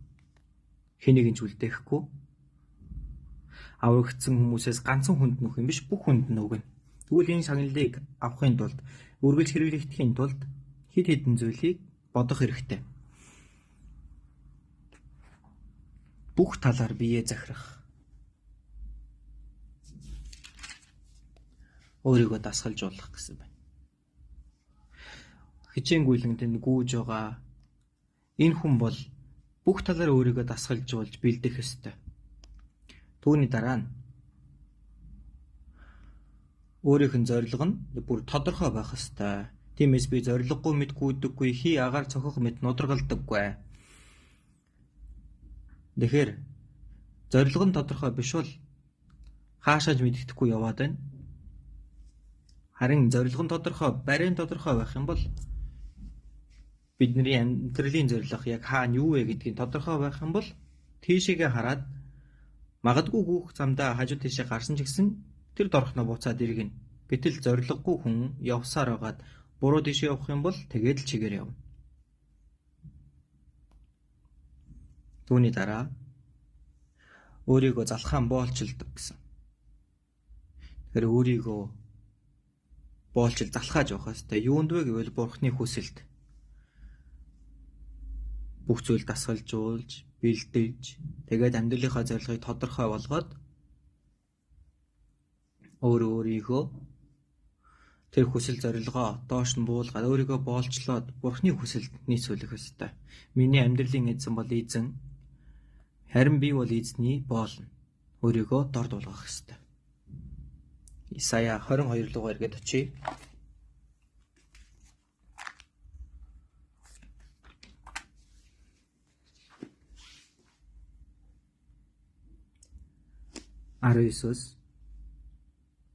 Исая 22:19-21 байна. Би чамайг албанаас ч буулгана, чамайг байр сууриас ч доош татна. Тэр өдөр би Хилкагийн хүү зарц Илиаким дуудана. Би түүнийг чиний дээлээр хувцлаж, чиний бүсээр бүслэн, чиний эрх мэдлийг түүний гарт хариуцуулна. Тэрээр Иерусалимийн уршин суугчид Юдагийн гэрийн эцэг болно. Энд хүнийг дорд болгох, үргэмжлэх нь тэр эрх мэдэл зөвхөн Бурханд байдаг гэдгийг мэдэх боломжтой. Бурхан бол Шимнаг дорд болгож харин Илиаким түүнийг даатгах гэсэн байна. Тэгэхээр хүнийг үргэмжлэх, дорд болгох тэр эрх мэдэл хэнд байдаг вэ? Бурханд. Хүн болгонд хэрэгтэй үүрэг албыг даатгадаг нэг нь Бурхан. Чуулганы толгой тэргүүн болсон Есүс Бурханы хүсэл, Бурханы зорилгыг гүйцэлдүүлэхийн тулд зарим хүнийг нь өргөмжилж, заримыг нь дорд болгодог. Чуулган дотор шүү дээ. Хүн хийж байгаа юм шиг боловч өнгөрснийхээ дараа харуул Бурханы тэр үл үзэгдэх мотор ажиллаж байсан гэдгийг нь мэдэх боломжтой. Нэмээс Эфес 4-ийн 11-13 дээр тэр заримыг нь илч, заримыг нь иш үзүүлэгч, заримыг нь сайн мэдээд тунхаглагчаар, заримыг нь хончин ба багш болгосон. Түүний урт хэсэг дээр харах юм бол Бурханы чуулган Есүсээс авсан бэлгийг хэр хэмжээний дагуу хүн болгонд нэгүслийг өгсөн. Хэр хэмжээнийхэн дагуу Есүсийн хэр хэмжээ бол хэмжээ шүү. Тэр хэр хэмжээгээр чуулган дотор бүх хүмүүст тохиромжтой бэлэг нэгүслийг өгдөг. Өргөмжилдэг, дорд болгодог нэг нь Бурхан. Тэгэхээр бид нар Бурханы энэ бэлгийг мэдэх ёстой. Бурхан тэгвэл ямар хүнийг өөрийнхөө ажилчин болгодог вэ? Энэ Шемнагаар дамжуулан хоёр зүйлийг бид нар мэдэх боломжтой байна. Нэг нь өөрийгөө дорд болгодог даруй хүн байна. А нөгөөх нь итгэмжит хүн. Мэдээж Бурханы чуулганд олон төрлийн хүмүүс байдаг ч гэсэн дорд болж байгаа нэгнийг Бурхан хэрэгэлдэг. Итгэмжит хүнийг хэрэгэлдэг байна. Ямар хүн аврагддаг вэ? Дорд болсон хүнийг аварж өгнө. Дүүл үнтэй адилхан ажилчин болгож дуудахтаач дорд нэг нь дуудаад ажилчнаа болгодог. 1-р Петр 5:6 дээр энд Бурханы хүчрхэг мотрын дор өөрсдөө даруй байлгах. Тэгвэл Бурхан зохистой цаг та нарыг өргөмжлөнө. Бурханы хүчрхэг мотор гэсэн байна. Бурхан чуулган дотор байгаа. Бурханы хүч чадал нь ажиллаж байгаа. Бурханы ариун сүнс ажиллаж байгаа. Даруй бай. Тэгвэл зохистой цаг та нарыг өргөмжлөнө. Хэрэглэх болно. Даатгаж авсан ажилдаа итгэмжтэй байгаа хүнийг дуудаад ажилчнаа болгодог. 2-р Тимот 2:2 дээр олон гэрч нарын өмнө надаас сонссон зүйлсээ чи итгэмжит хүмүүст даатга. Итгэмжит хүмүүс гэсэн баг. Бурхан яагаад Авраамыг дуудсан бэ гэвэл Нехемиас тэр харуул тэрээр итгэмжтэй байсан учраас Бурхан түүнийг дуудан хэрэгэлсэн гэж гарч байна. 22 дугаар эшлэл байна. 22-ыг хамт уншийе. Би мөрөн дээр нь Давидын гэрийн түлхүүрийг тавина. Түүнийг нээхэд хинч үл хаан, түүнийг хаахад хинч эснэ. За энд Илиакимд Элиакимийн тухай хэлсэн байгаа. Давидын гэр бол аврагч ирэх тэр гэр. Давидын гэрийн түлхүүрийг түүний мөрөн дээр тавина.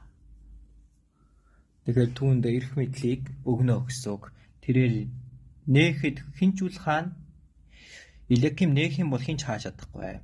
Харин хаах юм бол хинч нээж чадахгүй.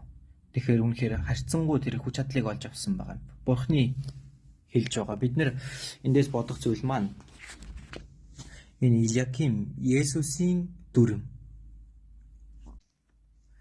Есүс бол Бурхан Элиакимд Давидын гэрийн тэр чухал ордны даамал гих эрх мэдлийг өгсөн шиг цорын ганц хүү Есүс Христтэй бүхий л эрх мэдлийг даатгаж өгсөн байна. Тиймээс Есүсийн дахин амьсны дараа Матай 28:18 дээр Есүс дөхөж ирээд тэнгэр газар дээрх бүх эрх мэдлийг надад өгсөн гэсэн. Есүст бүх эрх мэдлийг тэнгэр газар дээрх бүх эрх мэдлийг өгсөн. Тиймээс Исая 9 дээр Есүсийн тухай хэлэхдээ засаглал түүний мөрөн дээр байж гэсэн байгаа. Есүсийн мөрөн дээр засаглал байгаа юм. Бүхий л эрх мэдэл түүнд байгаа. Онцгойлон амийн эрх мэдэлч түүнд байна. Үхлийн эрх мэдэл, шүүлтийн эрх мэдэлч Есүст байна. Амьлуулах, өхүүлэх тэр эрх мэдлийг өгсөн байна. Элиаким Давидын гэрийн түлхүүрийг бариад түүнийг нээвэл хаах хүн байхгүй. Хаавал нээх хүн байхгүй байсан шиг амийн түлхүүрийг авсан нэгэн бол Есүс юм аа. Тит 3:5 дээр харин өршөөлийнхөө дагуу шинтгэлийн угаал ба ариун сүнсний шинжиллээр аварсан юм. Хүн аврагдана гэдэг нь зөвхөн түүний өршөөлийн дагуу аврагддаг. Бурхан өршөөлөө үзүүлж ийж аврагдана. Хэрвээ тэрээр өршөөлөө өгөхгүй бол аврагдаж чадахгүй. Үлс 16 дээр Густаво худалдаадаг Лудия Бурханы үгийг сонсоод эзэн түүний сэтгэлийг нь нээж Паулын үгийг ойлгуулсан баг. Тэгэхээр эзэн сэтгэлийг нь нээж өгч Паулын үгийг хүлээн авсан байна. Бурханы үг гэж хүлээн авсан байна. Бид бүхэн аврагдсан байгаа маань Бурхан надад өршөөлийнхөө түлхүүрээ Давидын эрх мэдлэр надад амийн түлхүүрээр нээж өгсөн учраас би аврагдсан байгаа. Үнэхээр талархав шүү дээ, тийм үү? За тэгээд хөгсдийн орны хаалгач байдгаа гэсэн баг. Илчлэл 1:18 дээр харах юм бол амьд нэгэн мөн би үхсэн гэвч харагтун би үеийн үед амьд өгөөд надад үхлийн ба хөгсдийн орны түлхүүр бий. Есүс ганцхан амийн түлхүүрийг аваа зогсохгүй үхэл ба хөгсдийн орны түлхүүрийг ч Есүс авсан баг. Эрх мэдлийг авсан. Тэгвэл бидний бодож үзэх зүйл нь Есүст байгаа тэр түлхүүр, тэр эрх мэдлийн түлхүүр түүнийг чуулганд даатган өгсөн байна. Хинд гэсэн бэ? Чуулганд даатгаж өгсөн. Есүст байсан тэр эрх мэдэл нээвэл хаах хүн байхгүй, хаавал нээж чадах хүн байхгүй. Тэр амийн эрх мэдлийг чуулганд даатгаж өгсөн байна. Чуулганд маань даатгаж өгсөн. Тиймээс Библи Матай 16 дээр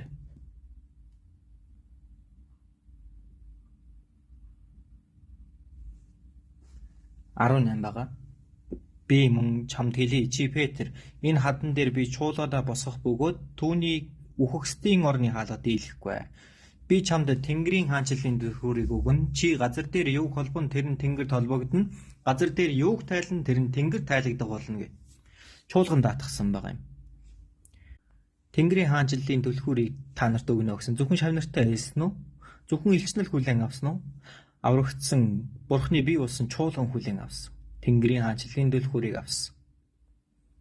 Сайн мэдээг дамжуулаад сайн мэдээг ойлгоход нь туслах юм бол тэр хүнд нэгдэж Тэнгэрийн хаанчлалын түлхүүрээр нээж өгнө. Аврагдсан хүнд юу байгаа вэ гэхээр мэдлэгийн түлхүүр байгаа. Дотрыг нэгээд үзэх юм бол ариун сүнсээр дүүрэн байгаа юм. Бид нэр сайн мэдээг ухаарсан. Тиймээ сайн мэдээ нь юу вэ гэдгийг бид нэр сайн мэднэ. Тэгээ бусдаж болсон үнийг нь ойлгуулад өгөх юм бол бас тэр хаалгыг нээж өгөх юм бол аврагдаж чадахгүй хүн аврагдаж чаднаа. Тэгэхээр мэдлэгийн түлхүүр гэсэн Луг 11-ийн 52 дээр хуульчид та нар золгүй. Та нар мэдлэгийн түлхүүрийг авсан хэдий ч өөрсдөө ордоггүй, тий бас тийш орох гэсэн хүмүүст саад болдог гэсэн мэдлэгийн түлхүүр гэж хэлж байгаа. Нэвэл хаа хүн байхгүй, хаавал нээх хүн байхгүй. Энэ сайн мэдээний Тэнгэрийн хаанчлалын түлхүүрийг чуулган даатгсан байгаа. Энэ чуулганд харьяалалтай, хамааралтай аврагдсан ахан дүүс хүмүүст энэ мэдлэгийн түлхүүр бас өгөгдсөн байна. Бид нар яах ёстой вэ? Бид нар хариулахад бэлэн байх хэрэгтэй. Эзэн итгэмжит нэгэн нь болж гэрчин болсонтой адилхан бид нэр тэр эзний амийг авсан. Бид нар тэгвэл тэр эзнийхээ араас дагаад хүний амийг сүнсийг аврахын ажилд мэдлэгийн тэр сайн мэдээний дэлгүүр бидэнд өгсөн учраас бид нар бэлдэх ёстой. 1-р Петр 3:15 дээр Христ эзний зүрхэндээ тусгаарлан нандин харин доторх найдварын чин талаар асуух хүн бүрд хариу өгөхөд ямагт бэлэн бай. Гэхдээ дүлгөөн бүхэл хүндэтгэлтэйгээр хариул гэсэн. Тэгэхээр биднэрт түүнд бэлдэх ёстой хариуцлага байгаа юм аа. Хэн бэ?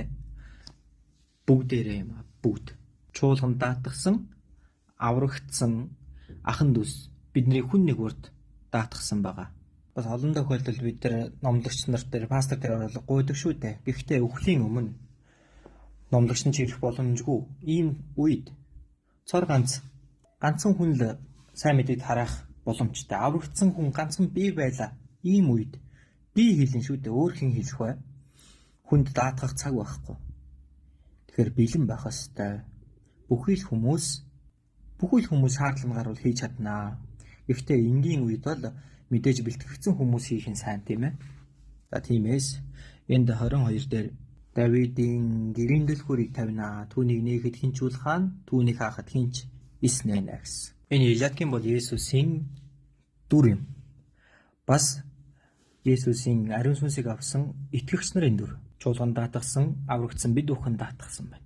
Би энэ чуулган холбоотой байх үед тэр түлхүүрийг хэрэглэх боломжтой. Одоо тэр цугларалтын газар яагаад цуглаж байгаа вэ? Тэр их мэдлээ хэрэглэхийн тулд тэр түлхүүрээ ашиглахын тулд цуглаад сайн мэдээг тарааж байгаа юм. Тэгээд энэ Илиаким гэдэг нэг хүнээр олон үр нөлөөг үзүүлсэн. 23-24 байна. Би түүний хатуу газарт гадас шиг шаана. Эцгийнхээ гэрт тэр алдрын сэнти болно гэж хэл. Эцгийнх нь бүх алдар хүнд түүн дээр өлгөөгдөн. Үр хойч буюу аягнаас варсав хүртлэх жижиг сажиг савнж бүгдээрээ түүний дээр өлгөөгдөнө. Энэ үгээр дамжуулан Илиаким гэх энэ хүний нөлөө ямар агуу байсан бэ гэдгийг харуулж байгаа. Энэ Илиаким Есүсийн итгэгч нарын дүр төрх. Тэгэхээр энэ итгэгч нарын дүр төрх нөр нөлөө үнэхээр агуу гэдгийг хэлж өгч байна. Нэг газар хатуу газар ингээд хадаас чангахан шиг зоочсон байна. Тэгвэл олон зүйлийг өлгөнө. Энэ хадаас хэр зэрэг бат бөх гүн зоогдно. Тэр чинээгээрээ илүү хүнд зүйлийг дааж дийлнэ. Өлгөж чадна. Илиаким гадас шиг гүн зоогдсон байх үед эцгийнхэн гэрт алдрын сэнтин болно гэж хэлсэн байгаа. Тэгээд ваар сав хүртлэх жижиг сажиг савн хүртэл түүн дээр өлгөөгдөнө. Илиаким гэх энэ хүн ерөөсөө энэ цор ганцхан Израильд агуу итгэлийн нөр нөлөөг үзүүлсэн. Хүмүүсээ итгэгч хүн үнэхээр зүгээр байх юм бол хэсэгтээ өөрийнхөө нөлөөг үзүүлнэ. Дүүрэгтээ бас нөлөөлнө. Залуу хүн өөрийнхөө залуучуудын багтаа нөлөөлнө. Тэр бүсдээ бас нөлөөлнө. Нэг хүн л бат бөх байхад чуулганд тэр чигээр нөлөө үзүүлж чаднаа. Нэг хүн баттай байхад тэр чуулганд бүгдэнд нь нөлөөлөх боломжтой юм аа. Бид бүхэн бат бөх байх ёстой. Тэр хадаас хананд бат бөх зоогдсон шиг итгэгч хүн үнэхээр тийм баттай зоогдсон байх үед л тийм байх болно. Тэгвэл хүн яаж тийм баттай болох вэ? Хоёрхан зүйл байна. Нэг нь чуулган дотор үгээсээ тэр үр шимээ авч явах ёстой. Үгээр дамжуулан өсөх ёстой. Бас нөгөөх нь бидний амьдрал донд янз бүрийн тэр зовлонгоор дамжуулан илүү дорд болж, боолчлогдож дасгалжуулагддаг бахнэ. Дасгалжуулагддаг хүн бат бөх болж чадахгүй. Зовлон бэрхшээл дунд илүү баттай болж сайн нүр нөлөөг үзүүлэхэд тусалдаг бахнэ. Авраам гэх нэг хүн бат бөх болох тэр үед Авраам өөрийнхөө гэрийнхэндээ мөн гэрт нь өссөн 318 тэр хүнд тэдгээр хүмүүст нөлөөллөг үзүүлсэн. Тэгээд итгэл нь Библиэлд бичигдэж одоо хүртэл Библиэр дамжуулан энэ ертөнцийн нөлөөлсөөр байна. Тэгэхээр энэ Авраам гэдэг нэг хүний итгэл ямар агуугаар нөлөөлж байна вэ? Тэгвэл би гэдэг хүн Бурхны сайн нэрвийн хувьд тэр сайн нөлөөллийг үзүүлж чадаж байвал бүр агуу их нөлөөллийг үзүүлэх боломжтой юм. 25-ыг бүгдээрээ хамт уншия. Төг төмдийн эзний тунхагсан ёсоор хатуу газарт хатсан гадсыг зайлуулах өдөр ирнэ. Тэр хугарч унахад дээр нь өлгөгдсөн ачаач тасарна гэж эзэн айлдсан билээ. Энэ үг бол Илиакимийн тухай хэлсэн үг биш юм шиг байгаа юм.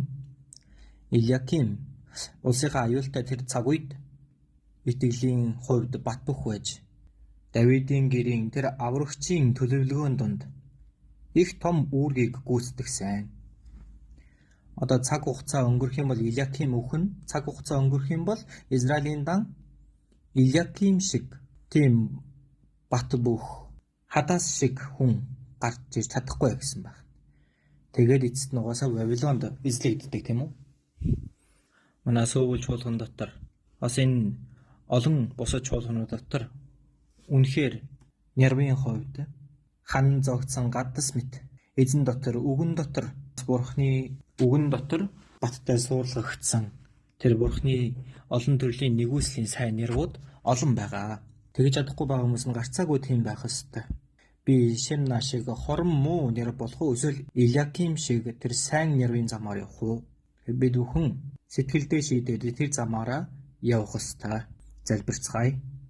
Бурхан минь талархаж байна өнөөдөр бидэнд эрхэм үнэтэй цагийг өгч түүхэн дунд байсан хоёр хүнээр дамжуулан нэрвийн сургамжийг авах нэгүслийг өгсөнд талархаж байна. Бид бүхэн аврагдсан хүний хувьар Бурхны олон төрлийн нэгүслийг хүлээн авсан нэрвүүдийн хувьар сайн нэр болоход минь хүн болгоныг удирдах туслаарай. Эзэн танд бүхнийг даатхан найдаж байна. Чуулган дотор төлөвлөж байгаа олон ажлууд донд эзэн та хамт байж Бурхан таны ажлыг эзэн та өөрөө биелүүлэн Бурхан танд магтаал алдар эргэн очиосоо хэмээн хүсэж байна. Бидний хүнийг үрийг эрхмээр хэрэгжилж өгөөрэй. Эзэн таныг ирэх өдөр хүртэл Илиаким шиг сайн нэрвийн хуваар амьдарч байгаад эзэн таны юм зогсоход туслаарай. Биднийг аварч өгсөн эзэн Есүсийн нэрээр залбирлаа. Амен.